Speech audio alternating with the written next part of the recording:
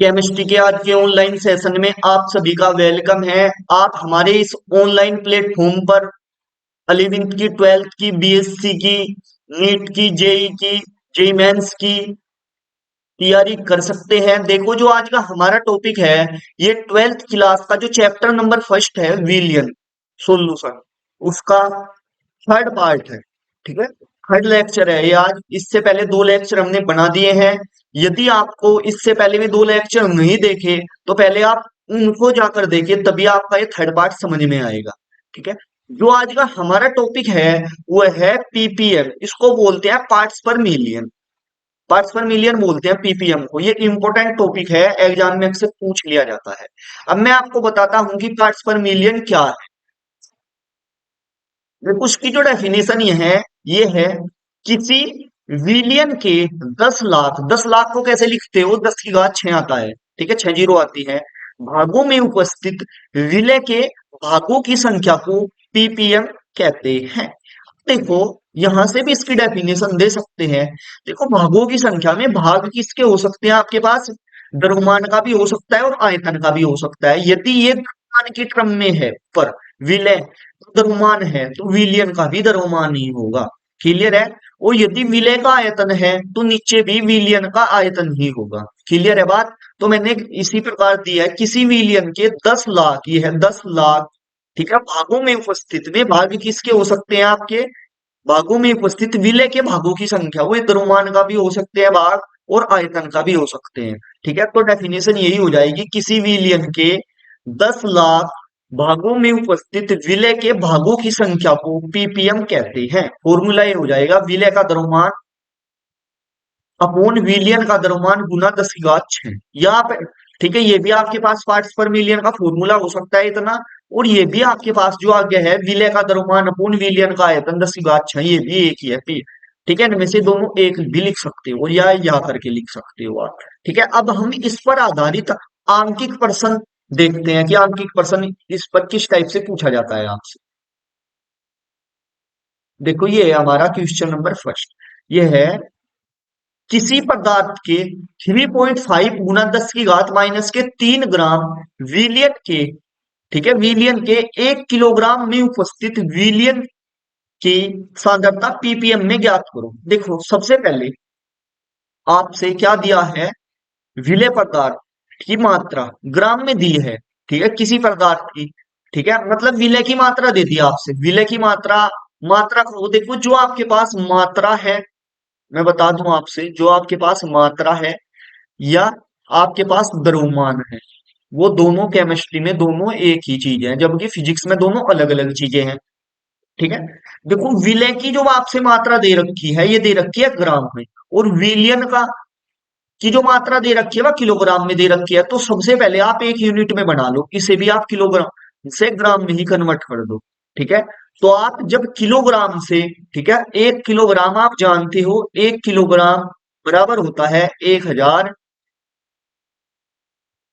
ग्राम के। तो इसे कह सकते हैं 1 किलोग्राम बराबर हो जाएगा 10 की घात 3 ग्राम की, सिंपल से। ठीक है, तो ये क्या है, दोनों एक ही क्वांटिटी में आ गई, एक ही राशि में आ गई। देखो इसकी कैसे नीचे दिखा रखा है करके, अभी बताता हूं मैं। देखिए, ये दे रखा है आपसे आंसर, विलय का द्रव्यमान, विलय का द्रव्यमान दे रखा है आपसे क्वेश्चन, 3.5 गुना 10 की घात -3 ग्राम। ठीक है, दूसरी बात, विलियन का द्रव्यमान, विलियन का द्रव्यमान है आपके पास 1 किलोग्राम।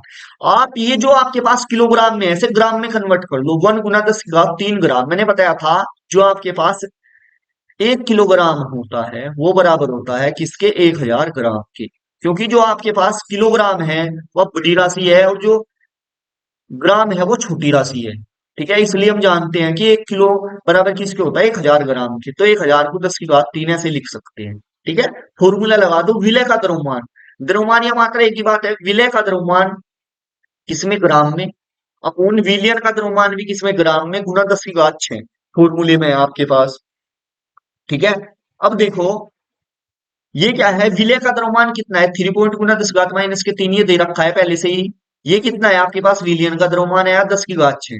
ठीक है, 3.5 10 की घात -3 ये है, देखो, जो आपके पास 10 की घात 6 ये क्या है, ऊपर है, और ये 10 की घात -3 क्या है, नीचे है।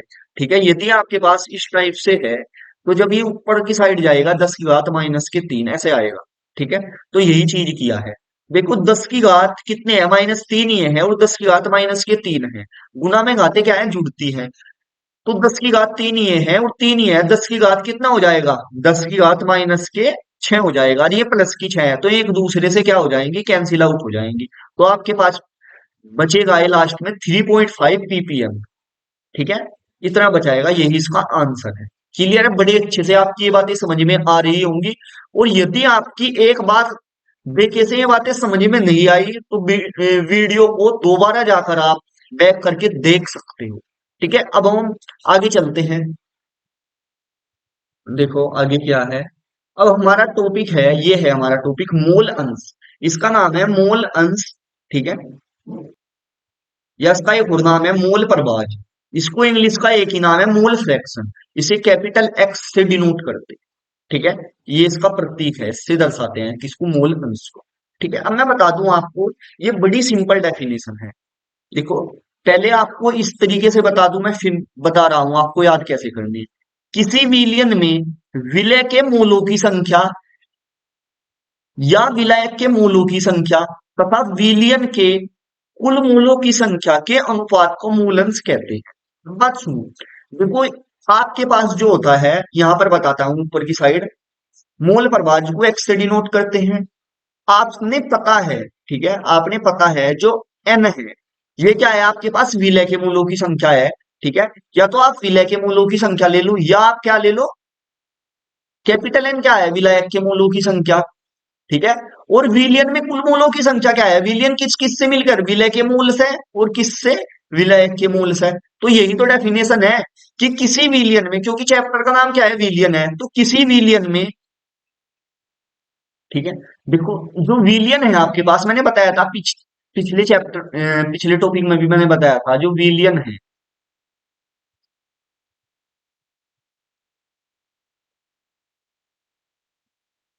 जो विलियन है, एक तो विलय से मिलकर बना होता है, और एक किससे, विलायक से। इस चीज का आपने पता है। ठीक है, तो ये क्या है, विलय के मूलों की संख्या, विलय के मूलों की संख्या, या एक ले लो आप, विलायक के मूलों की संख्या तथा विलयन में उपस्थित कुल मूलों की संख्या। विलयन में उपस्थित कौन कौन से हैं, विलय के मूल या विलायक के मूलों, इनका जो अनुपात है, उसे ही कहते हो आप मूल फ्रैक्शन या मूल अंश। देखो मैंने यही डेफिनेशन लिखवाई है, किसी विलयन में विलय के मूलों की संख्या या विलायक के मूलों की संख्या तथा विलयन के कुल मूलों की संख्या के अनुपात को, ठीक है, मूल अंश कहते हैं। यदि विलयन में विलय के मूलों की संख्या क्या हो, स्मॉल एन हो, अभी मानी थी मैंने बताया, विलय के मूलों की संख्या कितनी हो, स्मॉल एन हो। ठीक है, तथा विलायक के मूलों की संख्या कितनी हो, कैपिटल एन हो। ठीक है, हो तो मूल जो प्रभाज है या मूल अंश है, कैसा दिया जाएगा, स्मॉल एन या capital N upon n plus n. ठीक है, बड़े अच्छे से आपकी डेफिनेशन याद हो गई होगी कि किसी विलयन में विलय के मूलों की संख्या या विलायक के मूलों की संख्या तथा विलयन के कुल मूलों की संख्या का जो अनुपात है, उसे ही कहते हो आप मूल प्रभाज या मूल अंश या मूल फ्रैक्शन। ठीक है, इसे कैपिटल एक्स से डिनोट करते हैं। अब इस पर आधारित, इंपॉर्टेंट है भाई ये, इस पर आधारित अब हम आंकिक प्रश्न करते हैं। ठीक है, तो इस पर आधारित हम आंकिक प्रश्न करेंगे। अब देखो आंकिक प्रश्न किस टाइप से पूछा जाता है, इस पर आधारित इंपॉर्टेंट है, पूछ लिया जाता है। ठीक है, पहले ही थोड़ा फॉर्मूला देख लीजिए आप, ये है आंकिक प्रश्न, फिर करेंगे। विलय का मूल प्रभाज, जो विलय का मूल प्रभाज है, ठीक है, उसे डिनोट, मूल प्रभाज को एक्स से और विलय के लिए ए से, स्मॉल एन अपोन, ठीक है, विलय के मूलों की संख्या अपोन विलयन में उपस्थित कुल मूलों की संख्या ही तो है ये। और विलायक के लिए बी यूज करते हैं, मूल प्रभाज के लिए एक्स यूज करते हैं। तो क्या, विलियन के मूलों की संख्या, विलायक के मूलों की संख्या, कैपिटल एन क्या है, विलायक के मूलों की संख्या तथा विलियन में उपस्थित कुल मूलों की संख्या का जो अनुपात है, उसे ही कहेंगे हम क्या,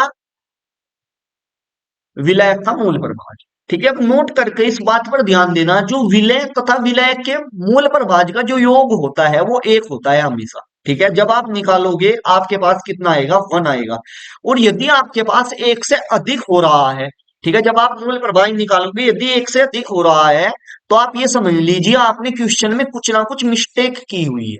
ठीक है, अभी मैं बताऊंगा कैसे उसका विलय का वो मूल प्रभाज निकालोगे और विलायक का कैसा वो एक एक वाला आएगा। यदि उससे अधिक हो रहा है एक से, तो आपने कहीं ना कहीं क्वेश्चन में मिस्टेक की हुई है। अब देखते हैं कैसे करते हैं हम आंकिक प्रश्न।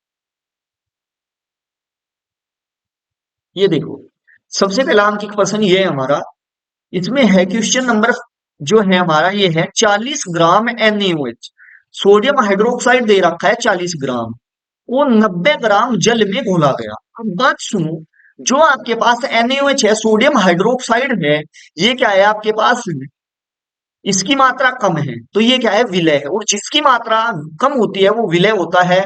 और पानी की मात्रा 90 ग्राम जल में घोला गया, पानी की मात्रा अधिक है तो ये विलायक है। सिंपल सी बात है, में घोला गया। तो प्रत्येक घटक का मूल प्रभाज, प्रत्येक घटक का मूल प्रभाज कहने का अर्थ है विलय का मूल प्रभाज। क्योंकि क्या है, जो मूल प्रभाज है दो घटकों से मिलकर बना होता है, जिसमें नंबर फर्स्ट जो घटक होता है, कंपोनेंट होता है, वो क्या होता है, विलय होता है। और जो नंबर सेकंड कंपोनेंट होता है, घटक होता है, कंपोनेंट को घटक बोलते हो आप, ठीक है, उस वो दूसरा क्या होता है आपके पास, विलायक होता है। और इन दो, विलय और विलायक को ही घटक बोलते हैं। ठीक है, मूल प्रभाज में दो ही घटक होते हैं, एक विलय का और विलायक का। ठीक है, अब देखो, विलय, विलय NaOH की मात्रा, NaOH की मात्रा स्मॉल w, ठीक है, विलय स्मॉल w बराबर कितना दे रखा है, 40 ग्राम आपसे दे रखा। ठीक है, अब देखो जब आप, जो n है, आप मैं बता दूं आपसे n क्या है। देखो जो ये है आपके पास मूल, इसे स्मॉल n से, विलय के मूल को स्मॉल n से डिनोट करते हैं। ये होता है आपके पास मात्रा अपूर्ण अनुभार, मात्रा अपूर्ण अनुभार, मात्रा है द्रव्यमान। ठीक है, विलय के लिए है स्मॉल w, अनुभार स्मॉल n। क्लियर है बात। अब देखो आपने क्या निकाल लिया, ठीक है, विलय NaOH का अनुभार, विलय NaOH का अनुभार m। ठीक है, कैसे निकलेगा, सोडियम का एटॉमिक नंबर कितना है आपके पास, 11 है। ठीक है, एटॉमिक मास कितना हो जाएगा, 23। यदि आप पर अनुभार निकालना नहीं आता तो मैंने अपने यूट्यूब चैनल पर एक शॉर्ट ट्रिक की सहायता से वीडियो डाल रखी है। ठीक है, कि अनुभार कैसे सूत्रिक की सहायता से ज्ञात करें, तो वह वीडियो आप देख लीजिए जा करके। ऑक्सीजन के लिए कितना आएगा पास, 16। जो आपके पास हाइड्रोजन है उसका एटॉमिक नंबर भी 1 है, एटॉमिक मास भी, अनुभार भी 1 है, तो ये जोड़ोगे तो आपके पास कितना आ जाएगा, 40 आ जाएगा। ठीक है, NaOH के मूल, NaOH के मूल मतलब NaOH क्या है, विलय, विलय के मूल आ जाएगा आपके पास स्मॉल w, जो मैंने अभी बताया था यहाँ पे, small w upon small n, किसके लिए, विलय के लिए। स्मॉल w कितना है आपके पास, 40 है। और स्मॉल m कितना है, ये भी 40 है। 40/40 तो कितना आ गया, विलय का जो मूल आ गया, 1। ठीक है, दूसरी बात, विलायक, विलायक क्या है आपके पास, जल, जल की मात्रा दे रखी है, जल की मात्रा कैपिटल W। ठीक है, क्योंकि देखो ये स्मॉल w माना था विलय, तो ये कैपिटल W, 90 ग्राम दे रखा है आपसे। विलायक H2O का अनुभार, विलायक H के लिए कितना, H के लिए, एक H के लिए 1 होता है, एटॉमिक नंबर भी और एटॉमिक मास भी 1 ही होता है, दो है तो 2 आएगा। ऑक्सीजन का एटॉमिक नंबर 8 है, एटॉमिक मास 16 होगा, तो जोड़ोगे 18 आ जाएगा आपके पास। क्लियर है बात। अब इसका भी ऐसे ही निकाल लो आप, H2 मोल, इस कैपिटल W अपोन, मतलब विलायक की मात्रा अपोन विलायक का अनुभार। ठीक है, विलायक की मात्रा 90 थी आपके पास। ठीक है, अनुभार आपके पास आया 5, 18×5 = 90, तो 5 आ गया आपके पास। अब निकालना है, देखो दोनों घटक पूछे थे, दोनों घटक मतलब विलय NaOH का मूल प्रभाज पूछा गया था और जल का मूल प्रभाज पूछा गया है, क्योंकि दो घटकों से ही तो मिलकर बना हुआ था मूल प्रभाज। ठीक है, अब देखो विलय NaOH का मूल प्रभाज, ये क्या है आपके पास, मूल प्रभाज को आप एक्स ए से ऐसे भी लिख सकते हो। ठीक है, स्मॉल n अपॉन, मतलब विलय के मूलों की संख्या तथा विलयन में उपस्थित कुल मूलों की संख्या ही तो है, इसके अनुपात को ही तो कहते थे विलय का मूल प्रभाज। एन, स्मॉल एन कितना आया था, अभी आपने देखा था, स्मॉल एन, देखो ये है आपके पास स्मॉल एन यहाँ पर। ठीक है, ये स्मॉल एन ही तो है। इसकी वैल्यू कितनी आई थी आपके पास, 1 आई थी, तो ये रख दी 1, ये रख दी हमने यहाँ पर 1। ठीक है, स्मॉल एन कितना, 1। कैपिटल एन आया था कितना आपके पास, 5। अभी दिखाता हूं मैं कैपिटल एन कहाँ पे है, 5, यहीं पर ही देख लो। ये देखो कैपिटल एन कितना है आपके पास, यहाँ पर 5 है, तो ये रख दिया 5, 1/6, 5 और 1 6। ठीक है, तो कितना आ गया आपके पास, 1/6, 1/6, तो ये आ गया आपके पास। इसी प्रकार विलायक H2O का मूल प्रभाज, अब की बार विलायक के लिए, तो विलायक के मूलों की संख्या तथा ये क्या है, ये कुछ नहीं है यहाँ पे, ये वैसे ही मिसप्रिंट हो गया था, n upon small n plus capital n ही है। एन कितना है, 5 है, स्मॉल एन कितना है, 1 है, कैपिटल एन कितना है, 5 है, 5/6 आ गया। ठीक है, अब देखो इसके यही पूछा गया था कि विलय का दो कंपोनेंट पूछे गए थे, विलय का मूल्य प्रभाज और विलायक का मूल्य प्रभाज। अब मैं बताता हूं आपको, देखो मैंने बताया था अभी, जो एक्स विलय है, विलय मतलब ए है, प्लस के एक्स क्या है, बी है। एक्स ए कितना है, एक्स ए है 1/6 है, प्लस प्लस है तो प्लस आएगा। एक्स बी कितना है, 5/6 है, तो कितना आएगा, एलसीएम इसका आ गया आपके पास 6। ठीक है, ये एक ये है और एक ये है 5, तो कितना, 5 और 1 6, 6/6। अब देखो कितना आ गया, 1। और अभी मैंने नोट कर कर एक पॉइंट बताया था कि आप जब भी विलय और विलायक के मूल प्रभाज का जो सम करोगे, ऐड करोगे, तो हमेशा किसके इक्वल आएगा, 1 के इक्वल आएगा। ठीक है, नोट करके अभी मैंने बताया था, दिखाता हूं मैं आपको, देखो अभी बताया था मैंने, ये देखो, ये पॉइंट मैंने अभी बताया था, विलय तथा विलायक के मूल प्रभाज का योग 1 होता है। अर्थात ये चीज मैंने अभी बताई थी आपसे, और यदि ये 1 से अधिक आ जाता तो हम आराम से देख लेते कि हमें क्वेश्चन में कहीं ना कहीं गलती हुई है हमारे क्वेश्चन में। ठीक है, इस प्रकार आप इसकी सहायता से ऐसे अपने आंसर को भी चेक कर सकते हो। यदि आपका 1 से बड़ा आ रहा है तो आप सिंपल से कह सकते हो कि इसमें कहीं ना कहीं गलती हुई है क्वेश्चन में। ठीक है, अब हम अपने नेक्स्ट क्वेश्चन पर चलते हैं। देखो नेक्स्ट क्वेश्चन क्या है हमारा, नेक्स्ट क्वेश्चन ये है हमारा, देखो, देखो ये है NaCl के जलीय विलयन में NaCl का मूल प्रभाज 0.08 है। ठीक है, देखो इसमें अब की बार आपसे मूल प्रभाज ही दे दिया डायरेक्ट, NaCl का मूल प्रभाज ही दे दिया, H2O का मूल प्रभाज ज्ञात कीजिए।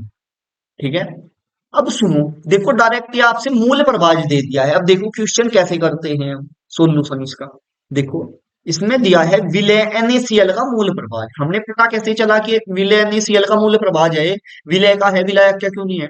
देखो जिसकी मात्रा क्या है, 0.0, ठीक है, 8 है, मतलब कम है, एक से बहुत। ठीक है, तो हमने इस वजह से पता चला कि ये जो हमारे पास है ये क्या है, विलय है NaCl। विलय NaCl का मूल प्रभाज एक्स ए दे रखा है 0.08 आपसे, विलायक H2O का मूल प्रभाज एक्स भी आपने ज्ञात करना है। तो हम जानते हैं, क्या फॉर्मूला जानते हैं, जो विलय और विलायक का मूल प्रभाज है वो बराबर किसके होता है, 1 के है। ये फॉर्मूला तो आप जानते ही हो, अभी बताया था आपसे। ठीक है, एक्स ए दे रखा है 0.08 प्लस के एक्स बी, ठीक है, बराबर 1। ठीक है, तो एक्स बी की वैल्यू हमने फाइंड आउट करनी है, तो एक्स बी साइड ही रखा हमने 1, ये दूसरी साइड जाएगा, प्लस में है, दूसरी साइड जाएगा माइनस में हो जाएगा, और जब 1 में से माइनस करोगे 0.82 को, तो आपका जो आंसर आएगा ये आ जाएगा आपके पास एक्स बी बराबर 0.92। देखो इस टाइप से घटाते हैं हम, 0.00 में से घटाना है आपको 0.08। ठीक है, देखो यहाँ कितना है आपके पास, 0 है, यहाँ पर भी 0 है, तो हम इधर से एक कैरी ले लेंगे, यहाँ पर हो जाएगा कितना, 10, 10 में से इधर कैरी लेंगे, यहाँ हो जाएगा कितना, यहाँ 10 हो जाएगा, यहाँ 9 हो जाएगा, 10 में से 8 गए 2, यहाँ कितने बचे, 9, 9 में से 0 गई, 9, पॉइंट के नीचे पॉइंट, यहाँ 0, तो आपके पास जो आंसर आ जाएगा ये आ जाएगा। इस टाइप से घटाते हैं, क्योंकि हमेशा पॉइंट के नीचे क्या आता है, पॉइंट आता है। ठीक है, तो विलायक H2O का मूल प्रभाज पूछा था, ये आ गया आपके पास विलायक H2O का मूल प्रभाज 0.9। अच्छा क्वेश्चन है, कभी कभी एग्जाम में पूछ लिया जाता है। ठीक है, अब हम देखते हैं हमारा नेक्स्ट क्वेश्चन क्या है। देखो आज की हम वीडियो में यहीं तक ही अपने क्वेश्चन करते हैं, और यदि आपने इस टॉपिक में कुछ भी पूछना हो तो आप हमें कमेंट बॉक्स में पूछ सकते हैं। और यदि आपको वीडियो अच्छी लगी है तो वीडियो को लाइक कर दीजिए और चैनल को सब्सक्राइब कर दीजिए और अपने दोस्तों में ज्यादा से ज्यादा शेयर कर दीजिए। Thank you for